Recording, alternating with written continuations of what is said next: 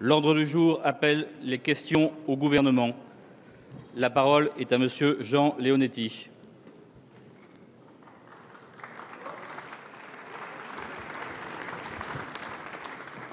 Monsieur le Président, mes chers collègues, Monsieur le Premier ministre, ma question s'adresse à vous et j'y associe l'ensemble des maires des Alpes-Maritimes et Éric Ciotti, président du conseil départemental. Notre département, vous l'avez dit, a été gravement touché par des intempéries d'une violence sans précédent dans la nuit de samedi à dimanche.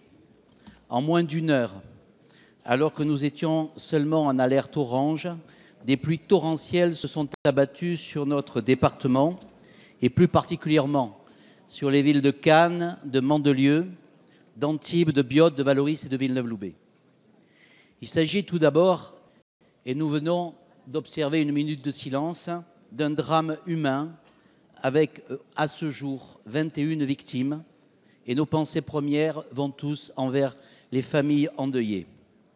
Les dégâts matériels subis par les villes, par les particuliers, par les entreprises sont considérables. Je tiens aussi à saluer sur le terrain la qualité des interventions des sapeurs-pompiers, des services de l'ordre, de l'État, des collectivités territoriales, des villes et du département qui ont porté rapidement secours à la population. Je remercie également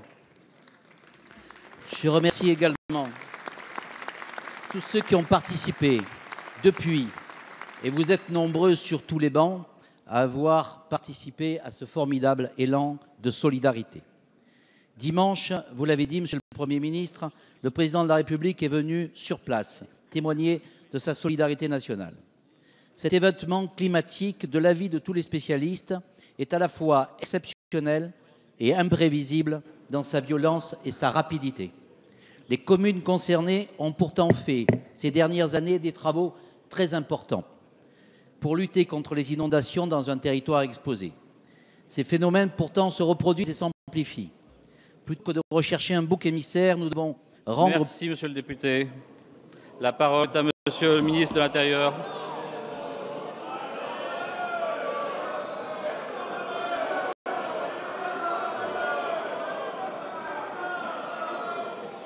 Terminez rapidement votre question, Monsieur le député.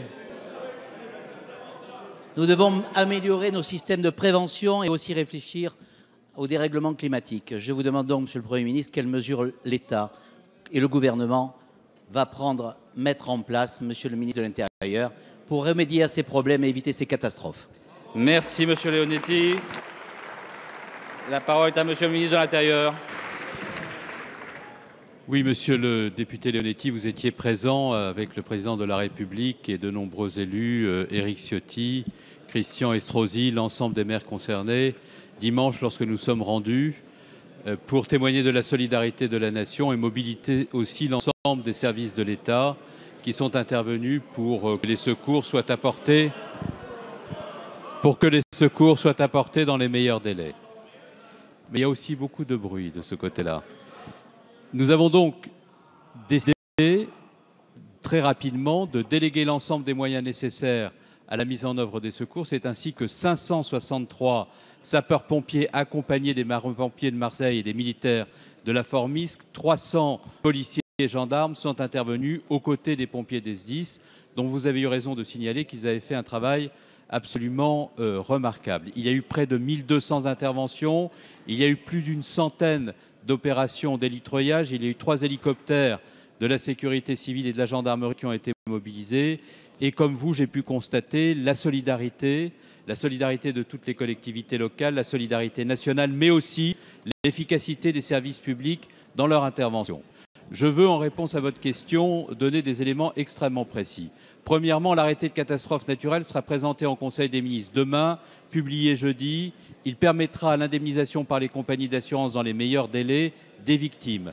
Je rencontrerai, au sortir des questions d'actualité, la Fédération française des compagnies d'assurance ainsi que l'ensemble des administrations concernées de manière à ce que l'on puisse le plus rapidement possible procéder à l'indemnisation. J'ai demandé à la FFSA de raccourcir au maximum les délais.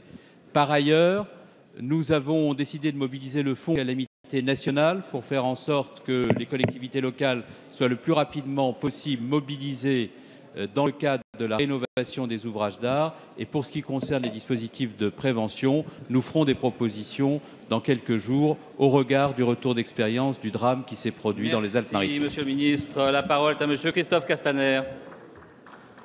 Monsieur le Président, ma question s'adresse